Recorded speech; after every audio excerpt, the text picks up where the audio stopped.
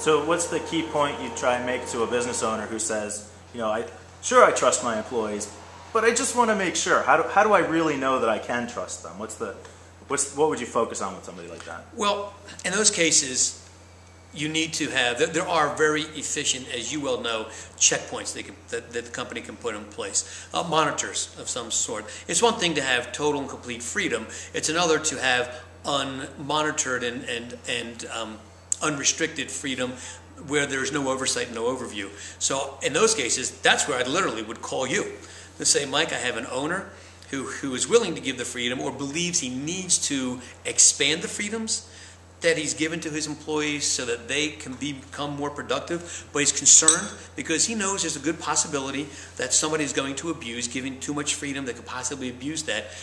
What can we do to help him? And I would look to you to help him put in place certain checkpoints, certain monitoring devices that would be red flags so that he could then look at certain areas of internet access or computer utilization that may be indicators that either inappropriate sites are being visited or that personal use has gone above and beyond the norm. I say above and beyond the norm.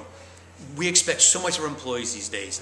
Well, if you expect your employees to be at work before the bank opens, let's say, and to be home before the bank closes, or not to leave until after the bank closes.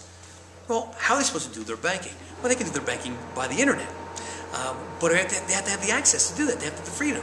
And it can't be they got to squeeze in lunch, errands, going to the bank. You can't expect them to have to squeeze all that in to the same half hour. So either give them a little extra time so they can take care of some of those things, or give them some internet access. It's so easy.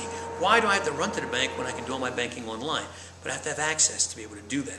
I, as an employee, have to have confidence that your computer system is not going to make me vulnerable, so as I go out onto the internet with my personal information, that you the owner, are not capturing my information, because there needs to be a trust between me and you. And you need to trust me to be able to go to appropriate sites. And so having that freedom, but also that monitoring, so that I know as an owner that my employees are not spending an excessive amount of time, but in fact, the 10, 12 hours a day they spend with me, if they burn an hour of that in some personal life management affairs, I'm okay with that, because look at all the extra I've gotten out of them.